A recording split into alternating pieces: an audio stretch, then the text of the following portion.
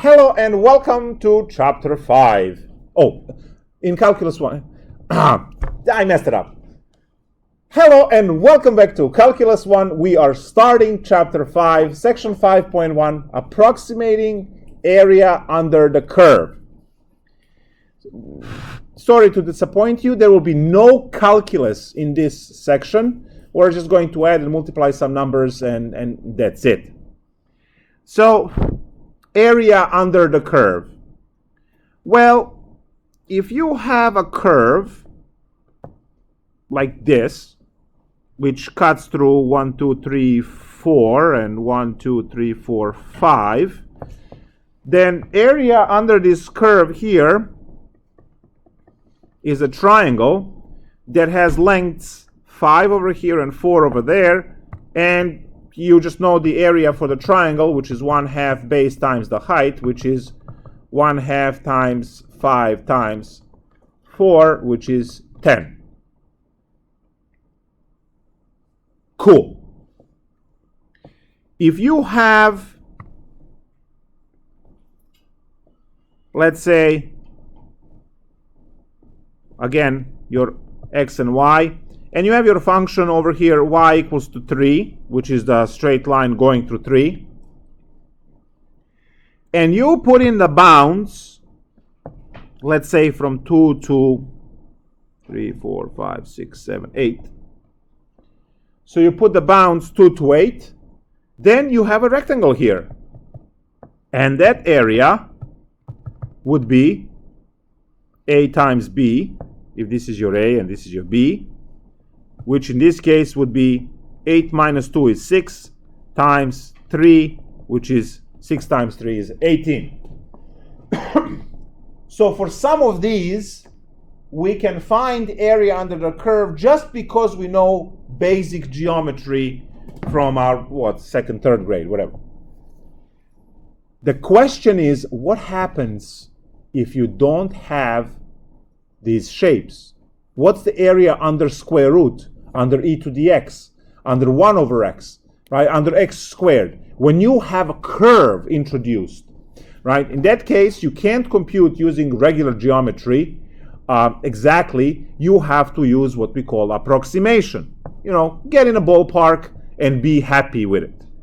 So let's take a look at the method that we are using. We are going to use 2 different methods and then improve greatly on those in Calc 2.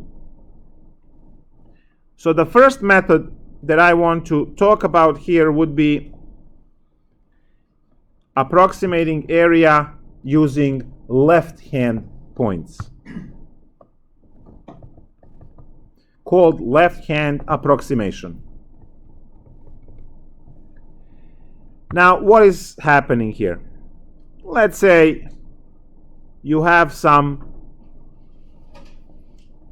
function. Let's make up some function. Let's just use square root of x. It's easy. Whatever. Square root of x, let's say.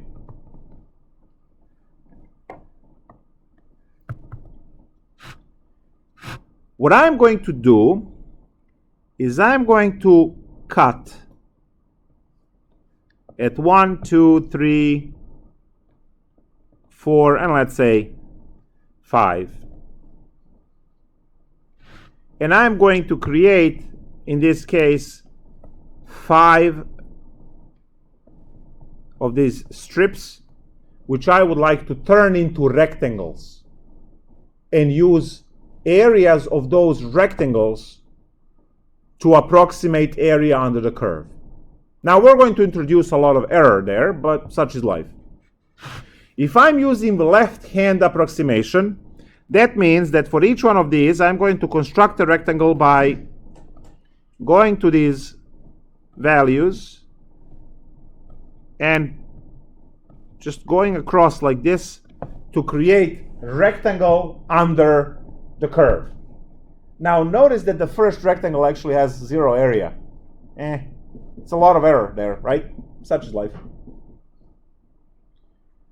So what I have here is the heights of these square root of 1, square root of 2, square root of 3, square root of 4. So rectangle number 1 will have area, rectangle number 1 is the width, which is 1, times the square root of 0, which is 1 times 0 equals 0.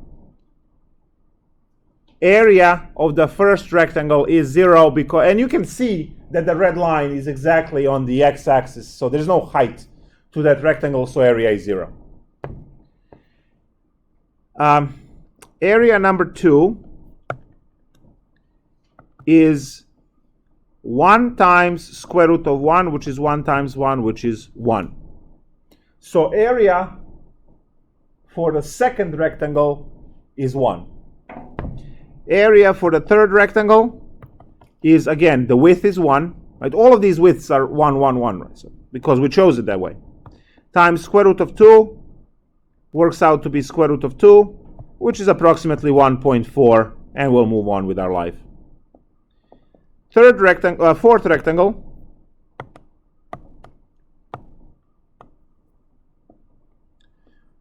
is 1 times square root of 3, which is root 3, which is approximately 1.7, and we move along. And the fifth rectangle is 1 times square root of 4, which is 1 times 2, which is 2. And now we add all of these to get that the area is approximated by 2, 3, 4, 5, 6.1.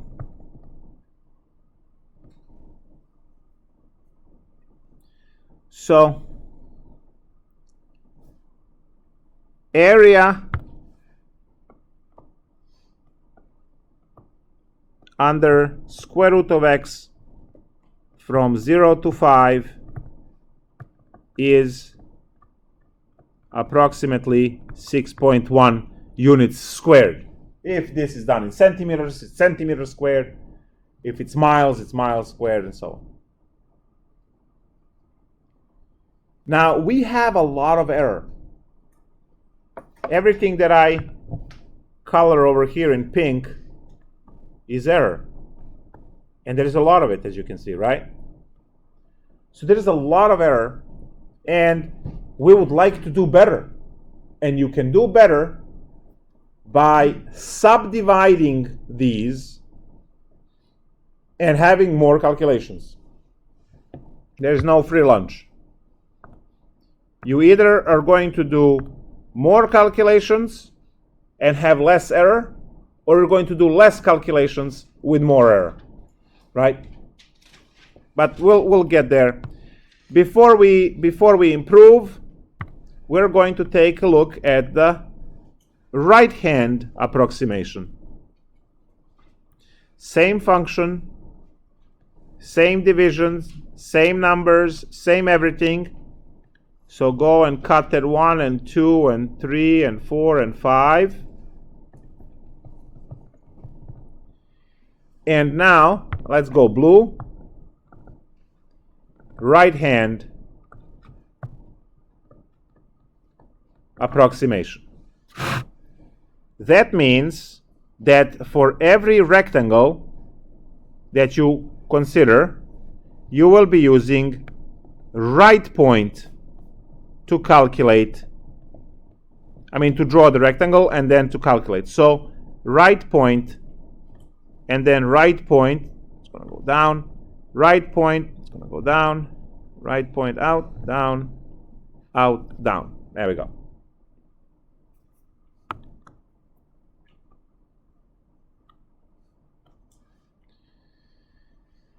Now I hope you see that in this case we are going to overshoot with the approximation, right? Because now all of this is going to be counted.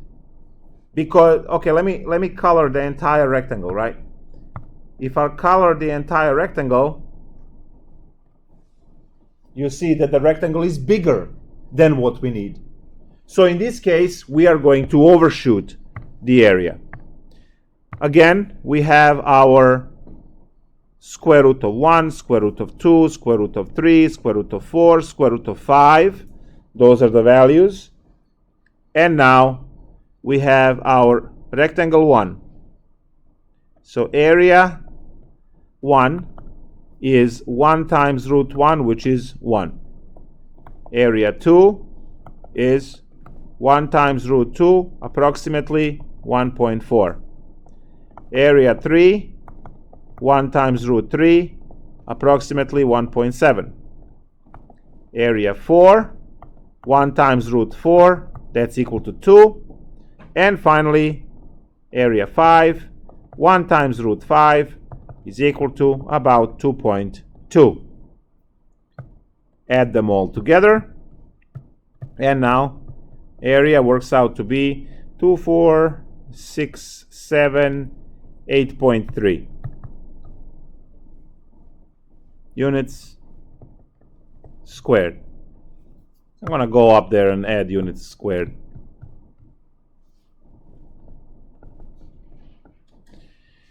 So now what we found is that the true area is in between 6.1 and 8.3. We can ask the computer to calculate this area, but what we need to know from this section is that we can, right, at least put the bound on the area. And even if you are to average these two numbers and come up with 7.2, you're going to be about right.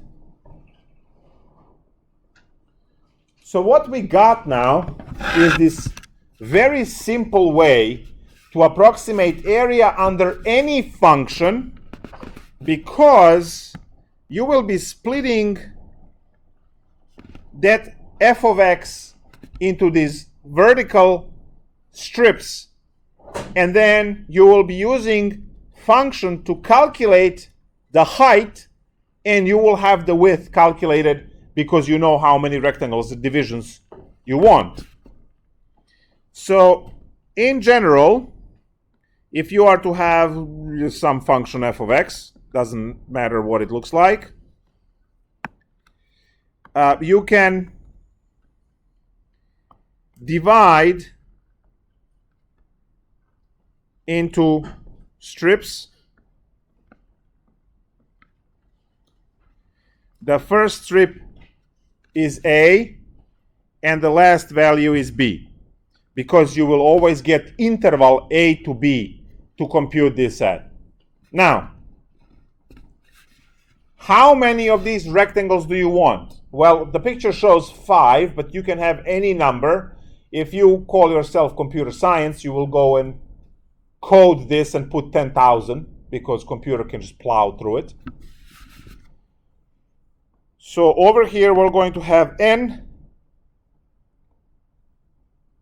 rectangles, n of them, not 5, any number, not just 5, but any number of rectangles. Now, we're going to call each one of these little widths over here delta x, because that's change in x from one value to another. And since we are doing equal divisions, right, they're all going to be the same size. We can quickly calculate delta x as b minus a over n. That should be common sense looking at the picture. That should be common sense, because b minus a is the whole length, and when you cut into how many strips you have, you get the width of each of the strip, right? Each of the strips. So the width has the formula of delta x equals b minus a divided by n, which is the number of these divisions. So now we are working in general terms. Now, If you are not computer science major, now you're going to become one. The first value is going to be called x0, and then we're going to use index to denote all of these. So the last one being x to the xn. So if you have, I don't know, 8 rectangles, you would have 9 points, because you go to x to the 8, and then x0 is also in there, so 9 points. And so x0 is the first one, and x0 equals a, and xn equals b. That also should be something that you immediately see at this diagram.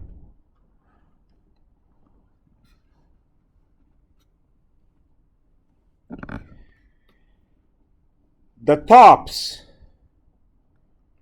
will be the function computed at x0, function computed at x1, function computed at x2, function computed at x3. So you will be computing the function.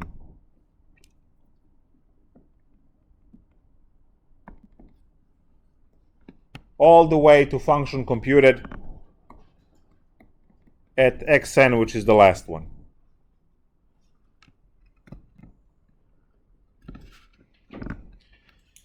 So now, the area of the first rectangle is going to be f of x0 times delta x if you are using the left point, because you computed your height using the left corner. At the same time, area 1 will be f of x1 delta x if you are using right. So this is for rectangle 1. So if you are using the left point, then you are looking at the left formula, because you are calculating at the left end point. If you are using the first rectangle, right, over there, and using right, then it's blue. So that's 1, that's 2, that's 3, that's 4, and that's the, I'll put the nth at the end. Number 2, again, area for the second rectangle is going to be f of x1 times delta x if you're looking at the left, or a2 would be f of x2 delta x if you are looking at the right corner. So you have the left hand approximation, color coded red, or the right hand approximation, color coded blue. You just have to draw this and say, okay, which one am I using, left or right? If I'm using left, then you make sure that your first point is the one that is all the way to the left. You will not be using all the last point, point B. Okay, so now, going back to the picture here, do you see that root 5 is missing? Root 5 doesn't have a rectangle to it because there is no rectangle to its right. We are calculating left points, right? In order for root 5 to be in calculation, there has to be a rectangle, so that root 5 is the left point of that rectangle. But there is nothing to the right, which means that root 5 cannot be the left, and you will have to kind of watch this video a few times to untangle the left and the right. Same thing goes on the bottom. We don't have root 0 this time, because we are using right approximations, and because we are using the right hand side, then there is nothing left of root 0, so we can't have root 0 to be the right point for something that doesn't exist.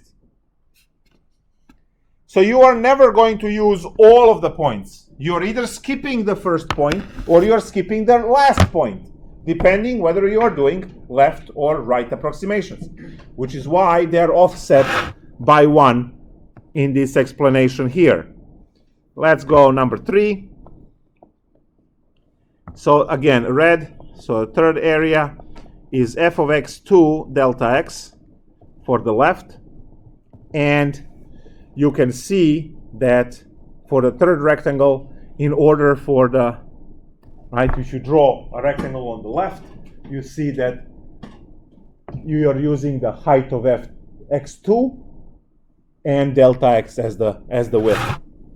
But if you want the third one from the right, then you'll have the blue one going all the way down, and that's going to be a3, which is f of x3 delta x, which is the right corner. Dot, dot, dot, all the way into the last one, and that's going to be an is equal to f of xn minus 1 delta x for the left, or the same one for the blue, an is f of xn delta x, which is the right.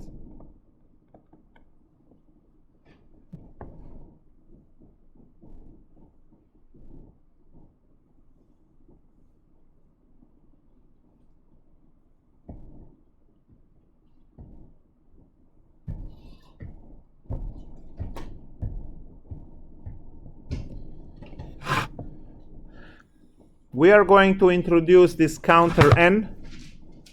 So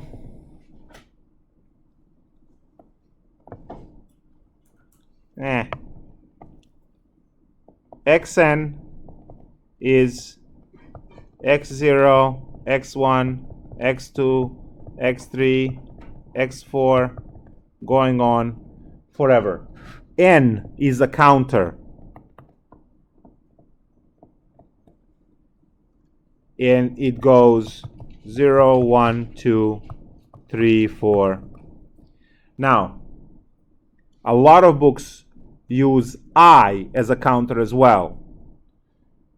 I don't particularly like I because, I mean, I'll have to use it when I have to use it, but the reason why I don't like I is because I don't want it confused with I complex, imaginary number, root negative 1, and so on. Generally, we have no confusion with n.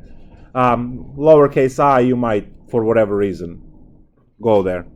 So xi, if you are reading the books, is also x0, x1, x2, x3, x4. I is the counter, and I equals 0, 1, 2, 3, 4.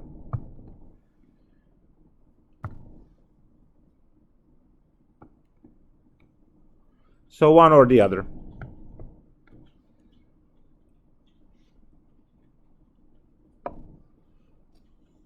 Now, why is this important?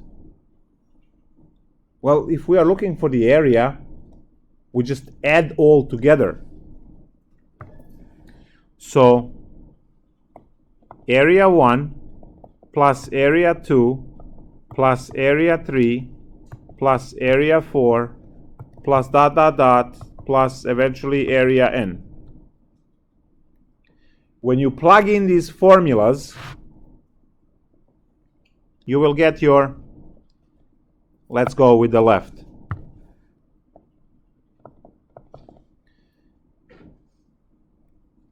So area 1 is given as f of x0 delta x plus f of x1 delta x plus f of x2 delta x plus dot dot dot, and the last one is plus f of xn minus 1 delta x.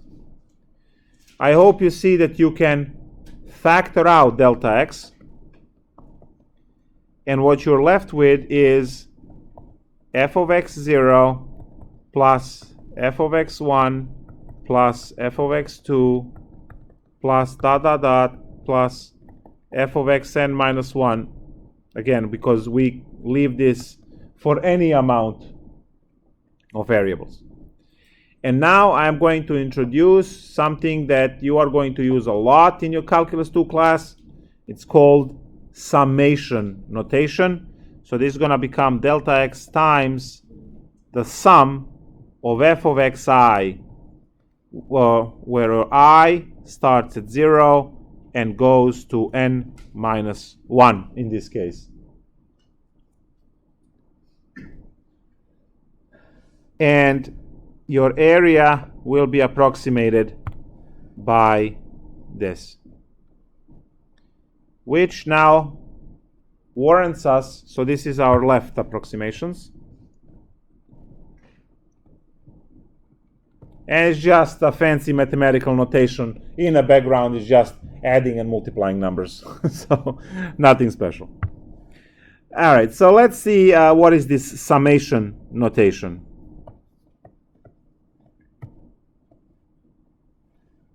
That's what we need to discuss, because you didn't have the prep for this. It's supposed to be discussed in pre-calculus, but I know it's not there, so we have to do it here. So what is this summation notation? If I write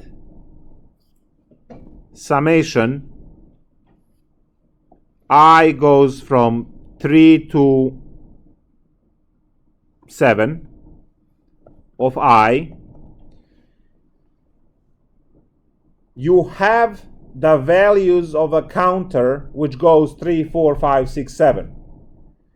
It's only integers that would run through this value of I, and every time you plug in a value for I, sum gets a plus, and then the next value for I comes up, and then the summation gives you a plus. So this becomes 3 plus 4 plus 5 plus 6 plus 7. So it's just a compact way to write all of that mess over there. Now you can plug any function inside in terms of counter I. So I can have summation I starts at 2, goes to 5 of I squared minus 1. That's okay, right? To have I squared minus 1. In this case, you're going to have the first number is 2, 2 squared minus 1, and then you apply plus because it's summation. 3 squared minus 1 plus 4 squared minus 1, and then the last one, the top of the sum, tells you when to stop, right?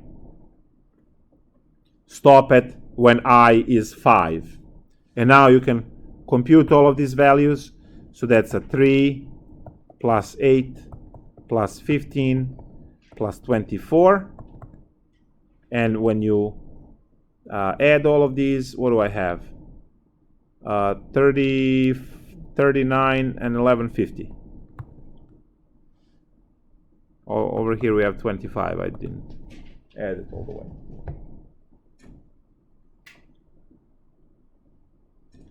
So summation notation is simply compact way of writing these problems. Let's take a look at another summation. So sum I starts at, let's say, 1 and it ends at 6 for I over 3. You can literally put anything. Just make sure that the denominator never equals to 0. Okay, so the first value is 1/3 plus 2/3 plus 3/3 plus 4/3 plus 5/3 plus 6/3, because you have to stop at 6. You start at 1, and these values replace only I. I becomes 1, becomes 2, becomes 3, becomes 4. And because it's a sum, you use plus. There is also another notation, guys, for multiplication. I can put pi. I starts at 1 to 6, and then it would be 1 times 2 times 3 times 4. So there is a notation for that as well. We don't deal with it. I just want you to know that summation means you put pluses in between each one of these values.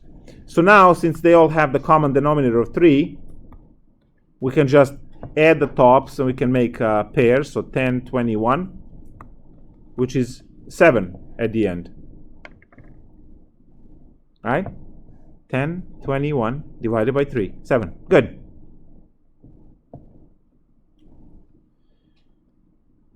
So summation is just a way for us to simplify writing. So if I want to write summation I goes from 3 to 6 of f of x I, then all I'm doing is I'm saying f of x 3 plus f of x 4 plus f of x 5 plus f of x 6. I have to start with 3, with the index I, starts at 3, and ends at 6, because it's 3 to 6 in a summation. And I am adding, always adding whatever the formula, whatever the form is there.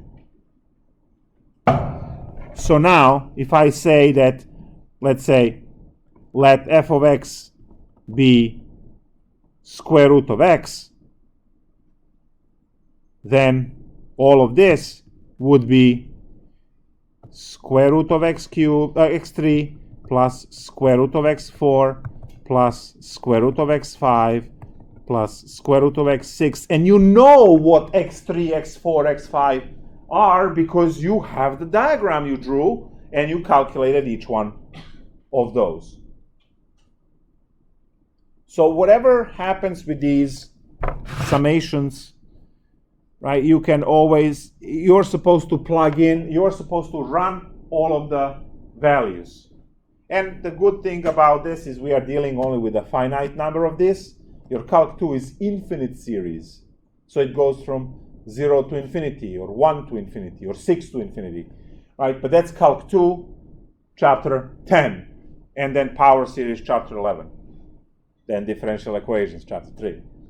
So with the summation is just a shorthand to write something. We don't want to write out when you have a lot of terms. And now you know, for those of you going to computer science, right? Now you know for loop, while loops, right? All of those, they work off of this stuff. And you can easily program these if you know those that basic functionality, right, of the code. So as a challenge to those of you who are computer science, it should be 100% of you sitting in this class coding this in Java, because the jobs today require more and more computer application. But you know, at least, at minimum, those that are computer science, or they think they're a computer science major, right? Coding to do this 5.1 completely. Very simple. Ask input for a function. Ask A and B for the interval. You have your A and B, and ask how many rectangles do you want. You can also put the limit, you know. Don't put more than 1 million, depending on which way you program it. So someone might say, okay, my A and B are 3 and 12, and I want 10,000 rectangles, right? Function is x squared plus 3. You're going to get a pretty good, like if you program it well, you're going to get a pretty good answer. I'm going to see the same decimals as on a calculator, obviously. So this is what it means for us to approximate area under the curve. I'm going to have some function. I'm going to make these rectangles. And once I have these rectangles, I have 5 again. No, I want to do a different number now. How about 4 rectangles? There we go. So now, if I have my A and my B, I know that my delta x, which is the same everywhere, is going to be, in this case, delta x is equal to B minus A divided by 4, because I have 4 rectangles. Now, this is my x0, and this is my x1 and x2 and x3 and then x4 at the end.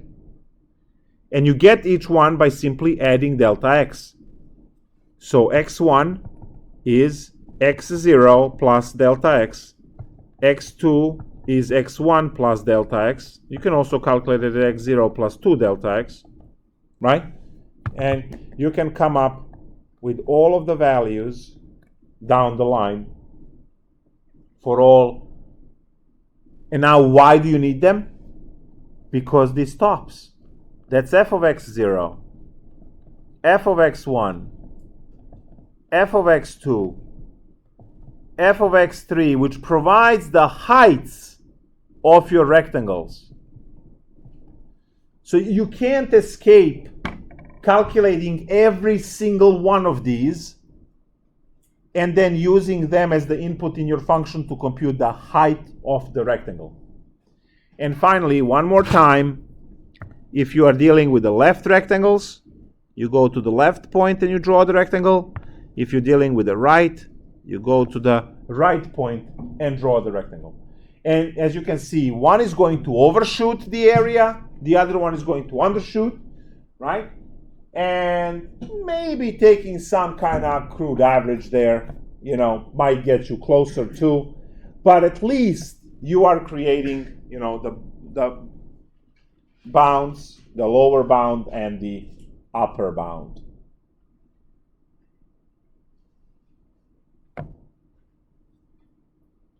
So let's do one more example, and there will be 5.1.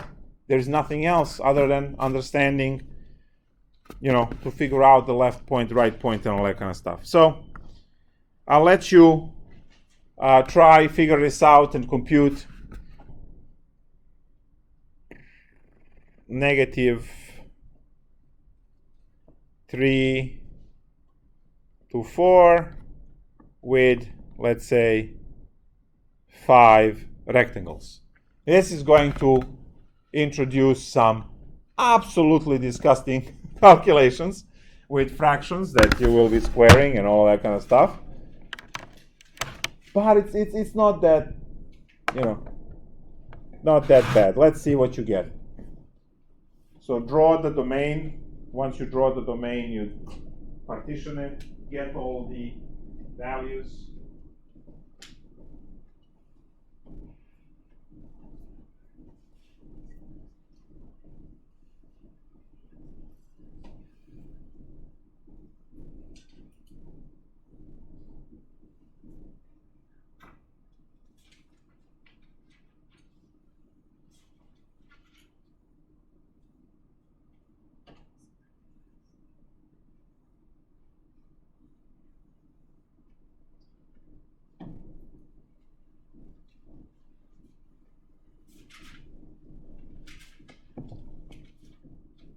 I should have said, half of the classroom do left side and half of the classroom do the right side. But then we have 2/3 of the classroom here and 1/3 of the classroom there.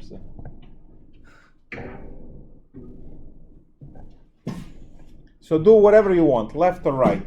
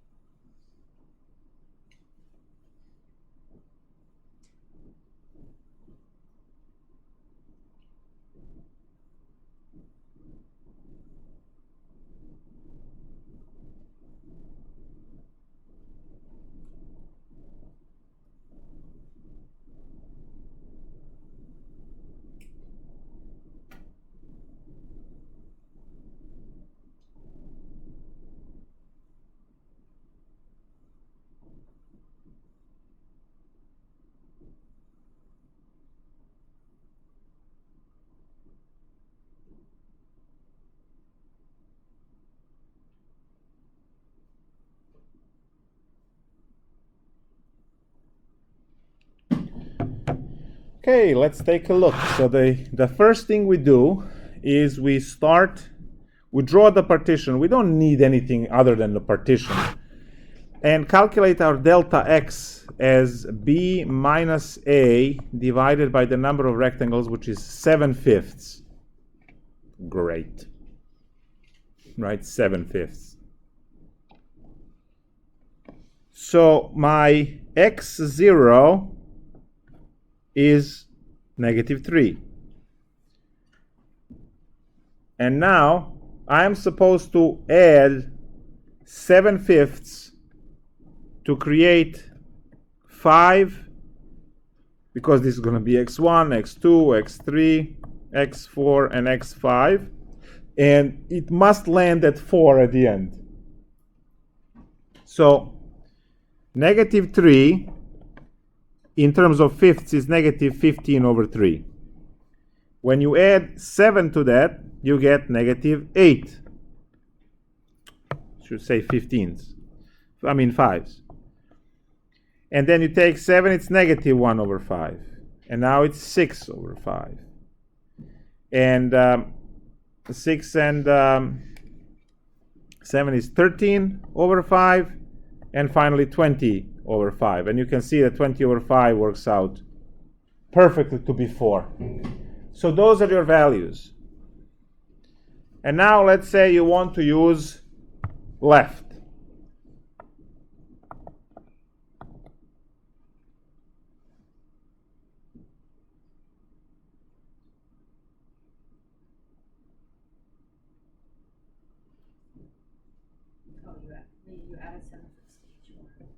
Because that's our delta x. There is a delta x in between each one.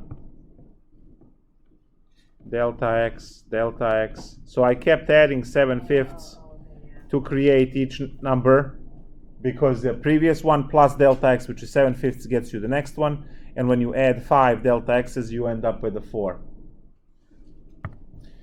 All right, so for the left ones, what do I have? I have a delta x times summation. I goes from 0 to 5. Right, because those are the left ones. 1, 2, 3, 0 to 4. Sorry. Because this is 1, this is left, this is left, this is left, and this is left. A 5 is not a left of anything. Of f of xi. So now, what's delta x? Delta x is 7/5 times the summation of I goes from 0 to 4. And now we have our formula, I squared plus 3i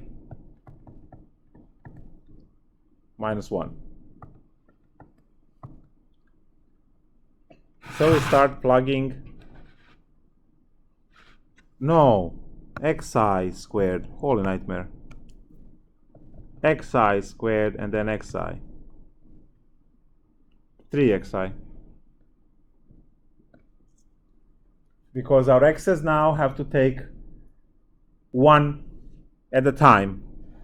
So what do we have? We have 7/5, and now we are plugging in 0. So when I plug in 0, I get 0 squared minus 3 times 0 minus 1, plus, then we plug in I don't know why I'm rushing. It's x0 squared. There we go. Much better. So we start with xi's and then plug x, replace all of the x's with xi's. Whatever function. You might have a square root, you might have ln, you might have sine, doesn't matter what it is. You replace all the xi's in there. And now your I counter takes on the values. So x0, x1, x2, x3. So we have to have them all. So x1 squared minus 3x1 minus 1 plus x2 squared minus 3x2 minus 1 plus x3 squared minus 3x3 minus 1 plus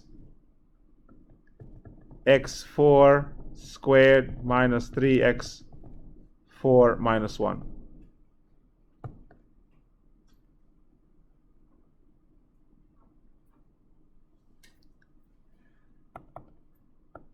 (7/5). And now, what's your x0? Read it on the x0 is -3. So we have -3 squared minus 3 times -3. This -1, -1, -1 can all be -5 at the end. So, or we can just put -1. What's next one? -8/5. So plus -8/5 squared minus 3 times -8/5 minus 1. Plus -1/5 is next. -1/5 squared minus 3 times -1/5 minus 1. Plus 6/5 is next. So 6/5 squared minus 3 times 6/5 minus 1. And last one, 6 plus 7 is 13/5 squared minus 3 times 13/5 minus 1.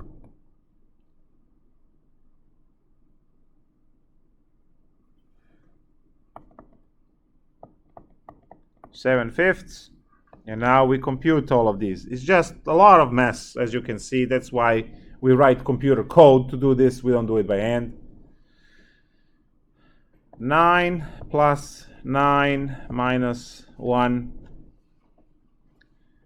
plus 64/25 plus 24/5 minus 1 plus 1/25 plus 3/5 minus 1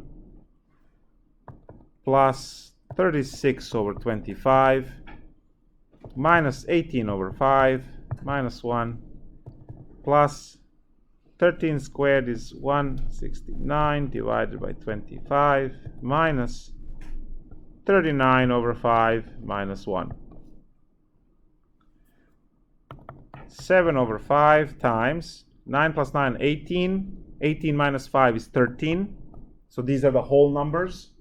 9 plus 9, 18 minus 5 ones. So that's... Sir, yeah. you have 7/5 times -3 to the power 2, right? Then you have plus -3, isn't it? Plus the equation. Where? Wasn't the original thing x squared plus? Oh, plus 3x. You can just change it. Yeah, I gotta change now all of them. Or you can just change it. Nah, we'll just add pluses everywhere. It's not a big deal. Plus, plus, plus, plus, plus. I don't know how I switched that, but I did. Plus, plus. And now that's going to be a minus over here.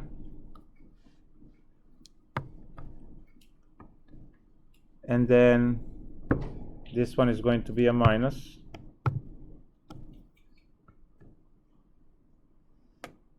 And that's going to be a minus.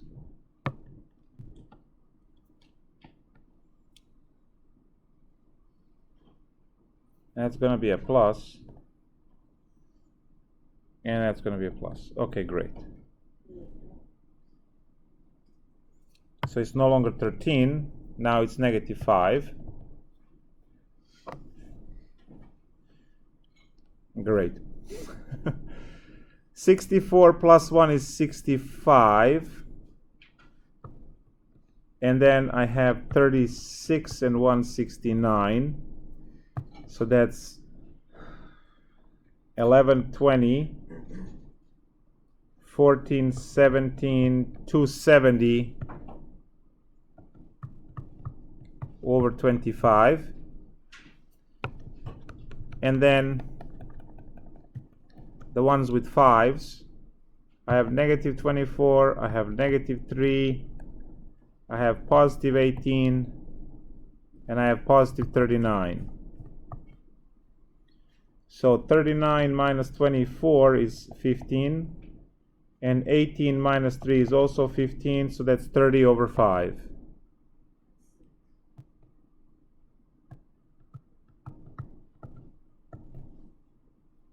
Okay, great. Yep. So now this is 7 over 5, and we have 6 minus this is 1, plus when we cancel this by 5, 5 into 27 goes 5 times 4, 54 over 5.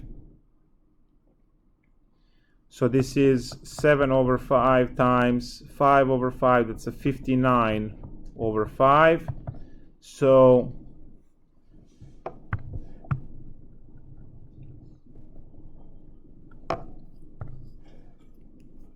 to calculate 59 times 7, you calculate 6 times 7, add a 0, and then subtract a 7.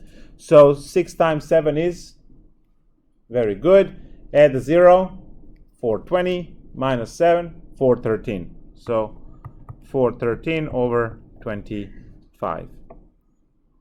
So it's about 413, about 25. Now if you want to divide this, the cheapest way is to multiply by 4, because then you will be dividing by 100, which just moves the decimal. So multiplying by 4 is doubling it twice.